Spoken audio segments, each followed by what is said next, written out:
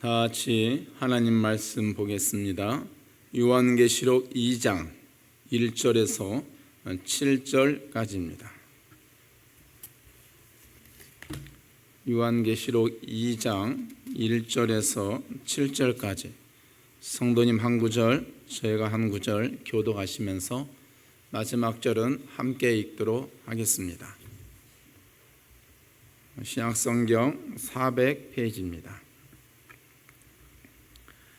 에베소 교회 사자에게 편지하라. 오른손에 있는 7뼈를 붙잡고 7 금촛대 사이를 거니시는 이가 이르시되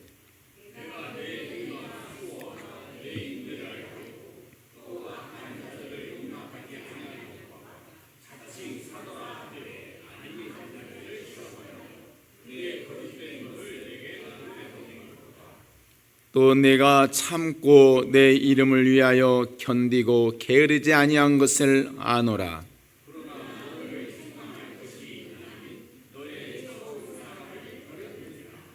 그러므로 어디서 떨어졌는지를 생각하고 회개하여 처음 행위를 가지라. 만일 그리하지 아니하고 회개하지 아니하면 내가 네게 가서 네 촛대를 그 자리에서 옮기리라.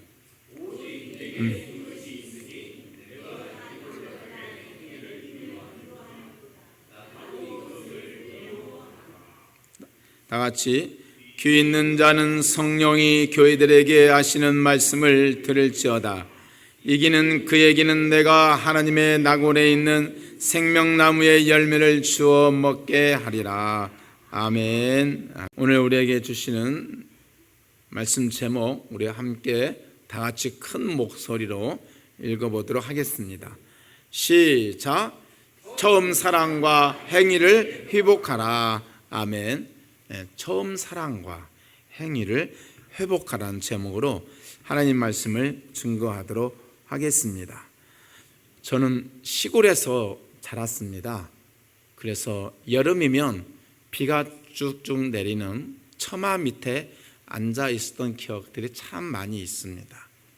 처마 밑에서 6월이면 꽃이 피는 한 봉선화를 본 기억이 있습니다. 여름 내내 빨간 꽃을 피우지요. 어릴 때 봉선화 꽃으로 손톱에 물들였던 기억이 납니다. 남자인 저도 한 번씩 손톱에 봉선화 꽃잎으로 물을 들였던 기억이 납니다. 봉선화, 나를 건드리지 마세요 라는 이름이 있는 꽃이죠. 살짝 건드리기만 해도 씨를 담고 있는 그 씨방이 터질 것 같은 그런 꽃이죠. 그런 봉선화를 주제로 홍남파 선생님은 울밑에 선 봉선화야 한 제목으로 우리나라 최초의 가곡을 지었던 것을 기억합니다. 울밑에 선 봉선화 다 기억하시지요? 내 모양이 참 처량하다. 한 나라를 잃은 그 망국의 서러움을 초가집 울타리 아래에서 모진 비바람을 이겨내고 한여름 내내 빨간 꽃을 피우는 봉선화에 담아냅니다. 노래를 부르는 사람은 노래로 그 시대를 저항하지요.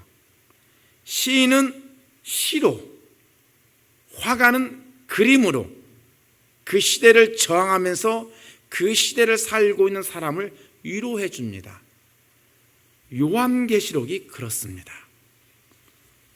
예언자는 환상으로, 예언으로, 수많은 그림 언어로 그 당시 1세기 로마 시대 로마 황제 밑에서 너무나 힘들게 신앙생활했던 성도들을 위로해 주죠.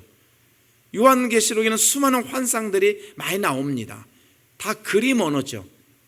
그러나 그 그림으로, 그 환상으로 그 당시 로마 황제 도미티아누스 황제 시대에 서럽게 신앙생활을 하고 있던 수많은 성도들을 위로해 줍니다.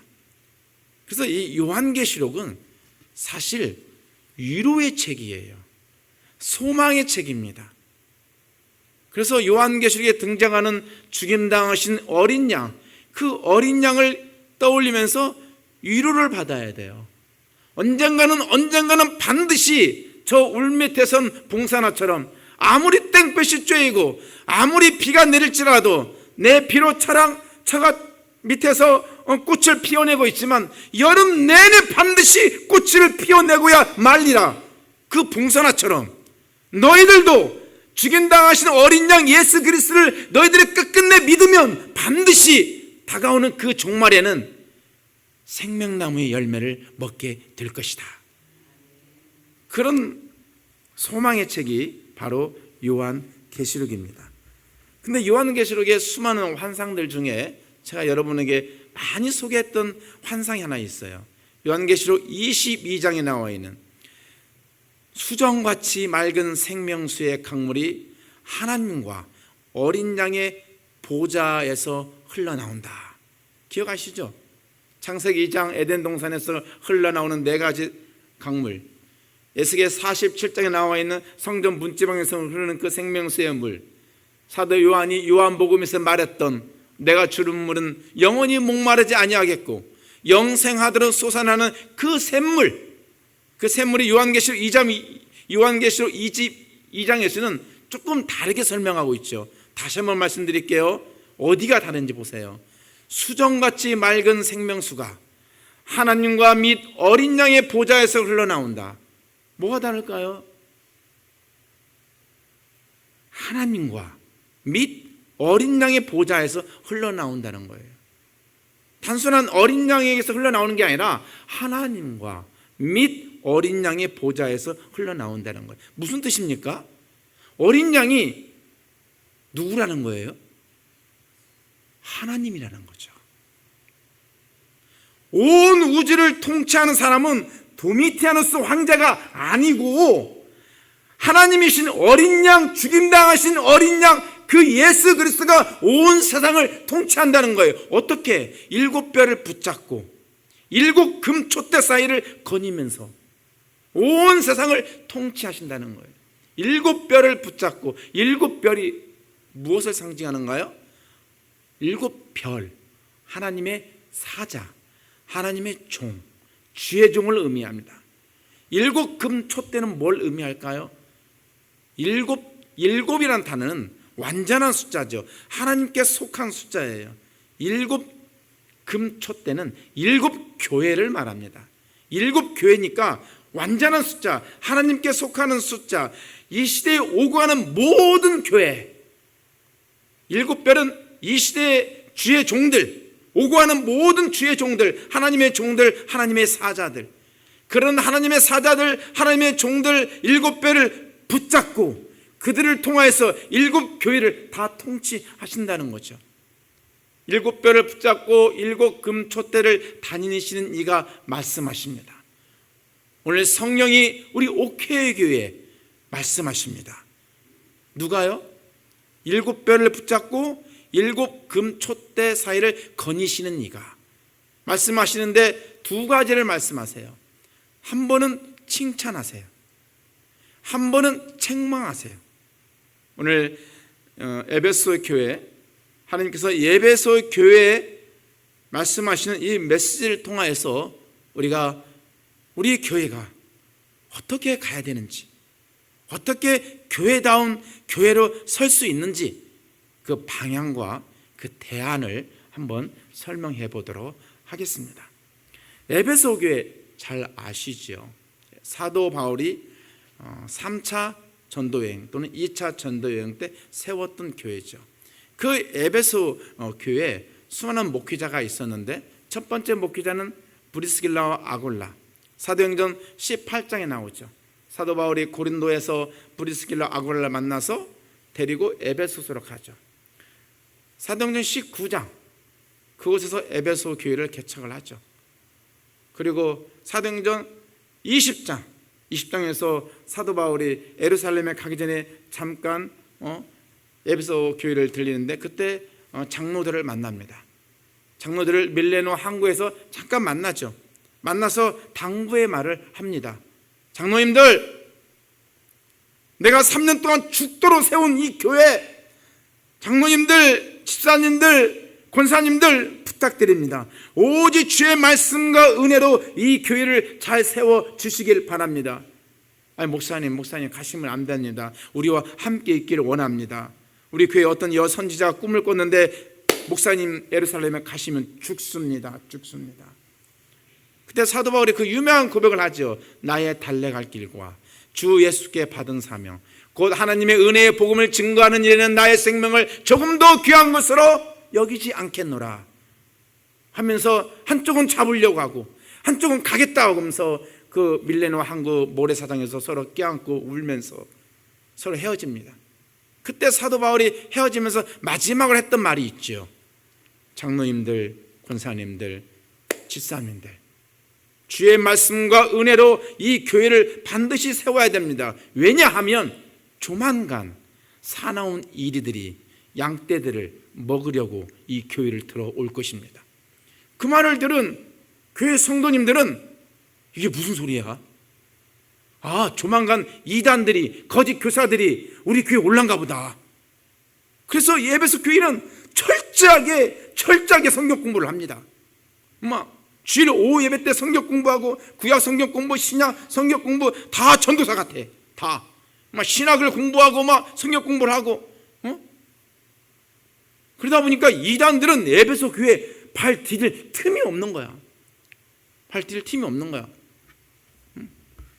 그런데 안타까운 것은 시간이 흐르면서 그 열정이 너무 지나쳐 버렸던 거예요. 시간이 흐르면 사람은 변하지요. 변화하든지 변질되든지 사람은 둘 중 변해요. 에베소 교인들도 처음에는 하나님 말씀을 내 목숨처럼 여기면서 오직 예수 그리스도 절대로 우리 교회는 신천지 못 들어와. 절대 우리 교회는 하나님의 교회 못 들어와. 철저하게 구역예배 철저하게 드리고 한 성도가 들어오면 철저하게 신분 다 파악하고. 그런데 시간이 흐르다 보니까 이상한 일이 벌어진 거예요. 나는 참 진리를 지키는 사람, 너는 거짓 진리를 지키는 사람. 선과 악의 기준이 하나님의 말씀이 아니고 내가 되어버린 거예요. 내가. 나는 신앙생활 잘하는 사람, 나는 새벽마다 새벽기도 드리는 사람, 너는 안 드리는 사람.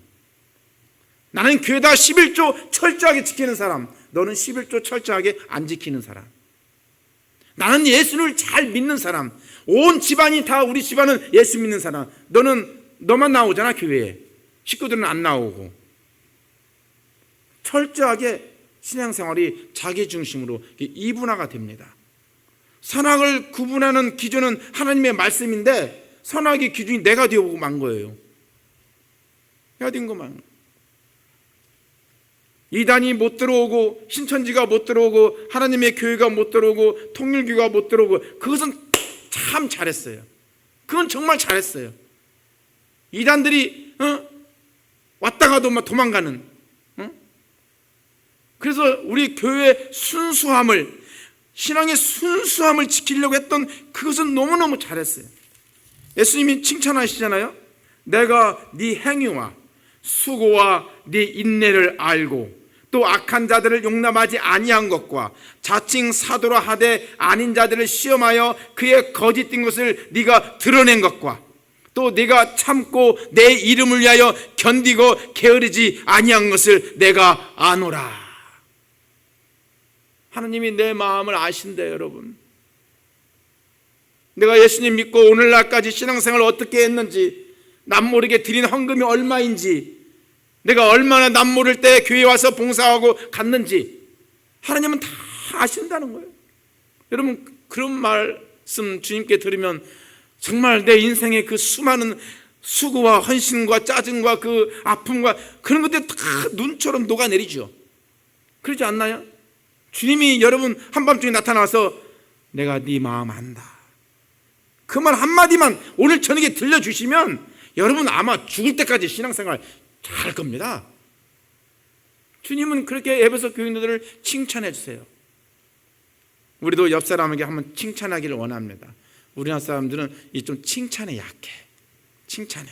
저는 앞으로 칭찬을 좀 많이 하려고 그래요. 칭찬을. 우리 옆사람 얼굴 한번 보겠습니다. 자, 우리 옆사람 얼굴 보면서 축복의 손 다시 한번 보겠습니다. 자, 축복의 손. 자, 옆사람 얼굴 보면서 한번 칭찬하기를 원합니다. 당신은 하나님의 걸작품입니다. 당신은 이 세상에서 가장 아름답습니다. 10년 젊어지셨군요. 10년 젊어지셨군요. 10년 젊. 은혜 받으면 10년 젊어져요. 정말 그래요, 여러분. 젊어집니다. 칭찬을 자주 하십시오. 권사님, 오늘 스카프 멋있네요, 권사님. 아유, 장로님, 이발 어디서 하셨어요? 시원하네요. 칭찬을 자꾸자꾸 하세요. 일주일에 한 번 만나는데 왔는지 안 왔는지, 가는 둥 마는 둥, 내가 예쁜 딸내미가 준 목걸이를 차고 와도 아무도 안 알아줘. 권사님, 오늘 목걸이가 너무 멋있네요. 딸이 주고 갔어요? 내 딸이 주고 갔어. 살기도 힘들다는데 어떻게 나를 생각했는지 몰라. 자꾸 칭찬해 주세요. 칭찬해 주세요. 칭찬해 주세요. 앞에 나와서 아침마다 여러분보다 1시간 일찍 나와서 찬양하는 우리 싱어들 만날 때마다 왜 이렇게 목소리가 예뻐? 아니, 도대체 어디서 배웠어? 조금 더 칭찬해 주세요. 아버지가 누구야? 자꾸 칭찬해 주세요, 여러분. 칭찬해 주세요. 칭찬해 주세요. 제가 지난번에 우리 그 송명환 집사님 사무실에 한번 갔는데 참 제가 너무너무 반했어요. 그림을 너무너무 잘 그리는 거야. 그림을 너무너무 잘 그려요. 여러분은 그냥 큐티하면서 졸잖아요. 근데 저 송명환 집사님은 글씨를 얼마나 예쁘게 잘 쓰는지 몰라요. 그림도 누가 미대 나왔다는 거 모를까 봐 참 미대 나온 학생처럼 그림도 잘 그려요. 제가 그때 바로 칭찬했죠. 이거 사진 찍어서 화보로 만들라고. 너무너무 그림을 잘 그려요. 마음이 예쁜지는 모르겠어요. 그건 잘. 주님이 칭찬해 주면요, 우리의 인생이 꽃이 핍니다. 여러분의 얼굴이 꽃이 피어요. 꽃이 피어. 저도 요즘 들어서 그런 생각을 참 많이 합니다. 우리 자녀들에게 잔소리는 개소리다. 칭찬을 많이 하자. 칭찬을 많이 하자. 거울 보면서 제가 또 이 최고, 또 이 최고, 또 이 최고 그래요. 그렇게 하는데 칭찬이 잘 안 나와. 이 잔소리가 계속 나와. 이게 참 어렵더라고요. 이게 고치기가 어려워요. 그러면서 꼭 참고 칭찬하자. 그렇습니다, 여러분. 근데 그렇게 칭찬하다가 갑자기 주님이 섬뜩한 경고를 하는 겁니다. 네가 첫사랑을 잃어버렸다. 사랑을 잃어버렸다. 여러분, 사랑을 잃어버렸다는 말이 여러분에게는 어떻게 다가오십니까? 그냥 감정이 식었나 보다. 이 정도의 그 어떤 질책으로 다가오십니까? 고린도전서 13장을 보십시오. 너희들이 천사의 방언을 한다 할지라도 사랑이 없으면 소리나는 꽹과리와 같다. 네가 네 그 소중한 천하에 하나밖에 없는 네 목숨을 불사른다 할지라도 사랑이 없으면 아무것도 아니다. 사랑이 없으면 아무것도 아닌 것입니다. 제가 오래전에 경기도 용인에 있는 소강석 목사님이 심우하시는 새 에덴 교회에 가서 설교를 한 적이 있습니다. 한 1만 명 되는데 좀 떨리대요. 그래서 설교를 하고 이렇게 이제 끝나고 이제 장로님과 소강석 목사님과 저와 함께 차 한잔 나누었죠. 그때 소강석 목사님이 저한테 그런 말씀을 하시는 거예요. 남 목사, 내가 목회 오늘날 이렇게 1만 명이 모이는 교회로 성장한 비결 하나 알려줄까? 예, 목사님 말씀하시죠. 제가 받아 적겠습니다. 말씀하시죠. 나 우리 장로님들하고 깨벗고 목욕탕 다녀. 예? 담임 목사님이 장로님과 깨벗고 목욕탕에서 목욕한다고요? 그래요. 저는 고개를 숙이면서 씩 웃었죠. 참 남사스럽게 지금 뭘 하냐. 여러분, 아무리 예수님이 하나님이시고 예수님이 정말 내 죄를 위해서 십자가에 못 박혀 죽으셨다고 날마다 고백하면서 날마다 교회 생활을 하지만 사랑이 없으면 아무것도 아닌 거예요. 다시 한번 여러분에게 말씀드립니다. 여러분이 믿고 있는 그 진리, 예수님은 하나님이셔, 예수님을 믿으면 나는 천국 갈 거야, 그 진리를 여러분이 아무리 고백한다 할지라도 사랑이 없으면 아무것도 아닌 것이에요.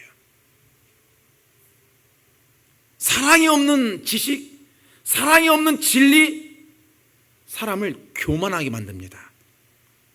나는 하나님 믿고 넌 하나님 안 믿지?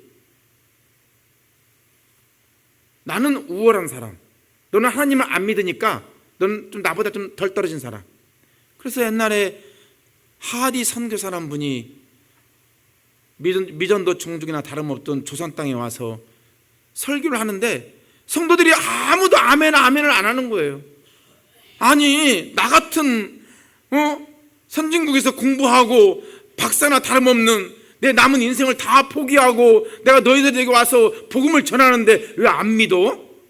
내가 전하는데 왜 안 믿어? 교만한 거야. 교만한 거야. 난 너보다 예수님을 빨리 믿은 사람이야. 너는 굴러온 돌이잖아. 그러면서 자꾸 사람을 차별화하고 계급화하고. 근데 어느 날 성령께서 그 하디의 선교사의 마음을 터치해 줍니다. 그거 한없는 눈물을 흘리죠. 한없는 눈물을 흘리죠. 그러면서 성도들 앞에서 제가 죄인입니다. 여러분 앞에서 백인 선교사로서 너무 교만했던 것을 제가 회개합니다. 그렇게 회개하니까 그 조선시대 아낙네들이 새벽예배 나와서 그 남동네들이 새벽예배 나와서 회개하는데, 주님, 제가 저 옆집에 주인이 없을 때 제가 고구마를 훔쳤습니다. 저 사람이 집 나갈 때 내가 쌀가마니에서 내가 쌀을 뺐습니다. 자기가 지은 온갖 죄를 다 고백하는 거예요.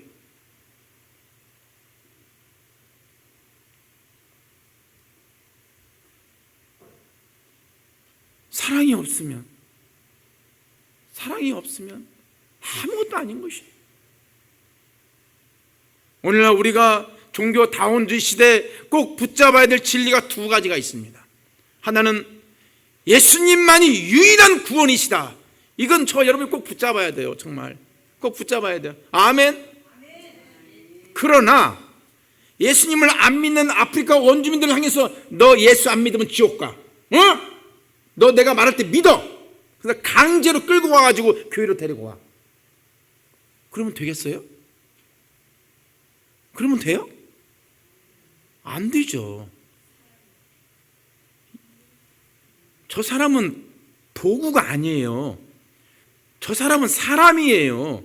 인격이에요. 물질이 아니에요. 도구가 아니에요. 근데 신앙생활을 오래 10년, 20년, 30년 하다 보면 사람이 사람으로 보이는 게 아니라 돈으로 보여.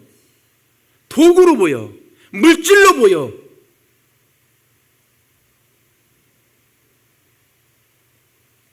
그러니까 예수님께서 불꽃 같은 눈동자로 에베소 교인들을 책망하시는 겁니다. 첫사랑을 회복하라. 사람을 사람으로 봐라. 사람을 사람으로 봐라.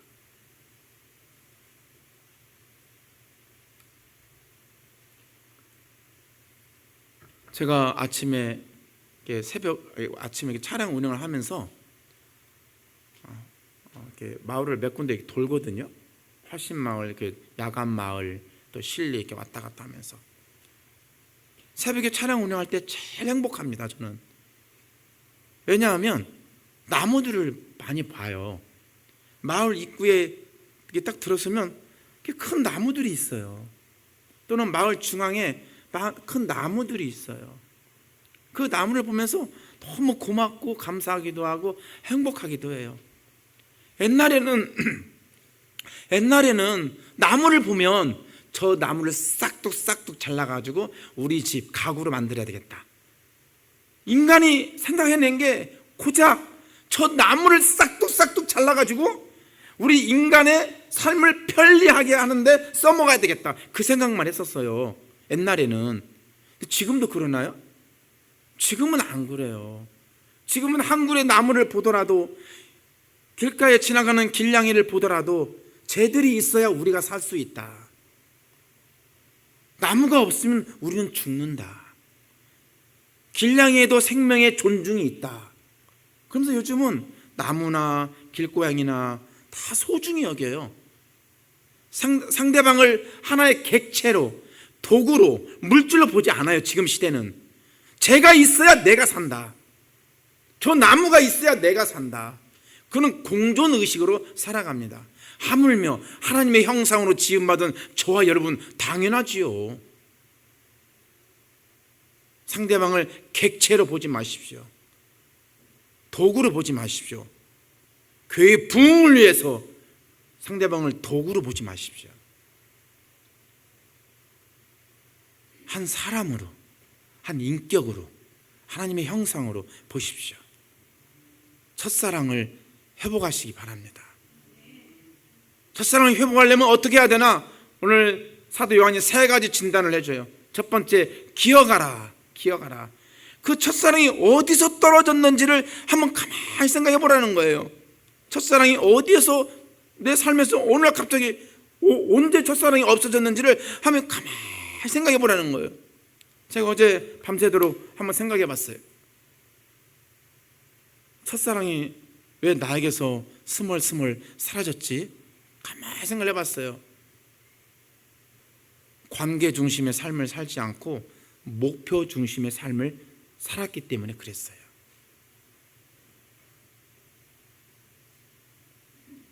내가 얼른 나이 먹기 전에 빨리 이걸 해내야 되는데, 그 업적, 그 목표 중심의 삶을 살아다 보니까 아내도 자식도 성도도 다 도구야, 도구. 내 목적을 이루기 위한, 내 위대한 목표를 만들기 위한 다 도구야, 도구. 주님 회개합니다. 주님 회개합니다. 30명을 주시면 30명 데리고 목회하겠습니다. 주님 50명을 주시면 50명 데리고 목회하겠습니다. 10명을 주시면 10명만 데리고 목회하겠습니다. 절대로 사람을 도구화하지 않겠습니다.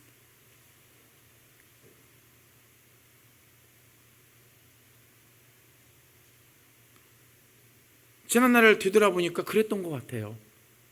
거기서 사랑이 식어버렸던 것 같아요. 내 첫사랑은 어디서 식었을까? 어디서 식었을까? 관계 중심이 아니었던 거예요.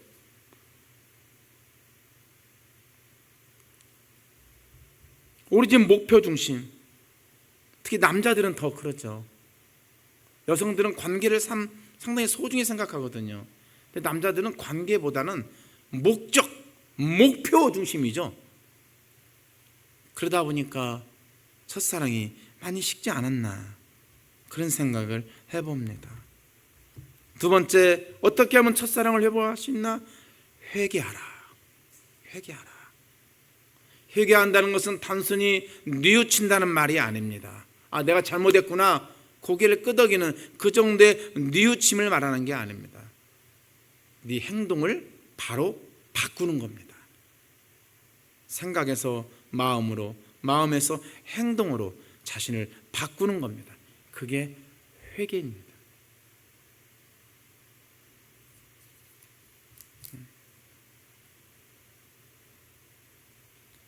세 번째, 처음 행위를 가지라. 처음에 여러분 예수님 믿을 때 어땠나요? 처음 예수님을 믿을 때 늘 설레고, 늘 기대하고, 다 주고 싶고 그러지 않았나요? 나누고 베푸는 일이 그렇게 행복하고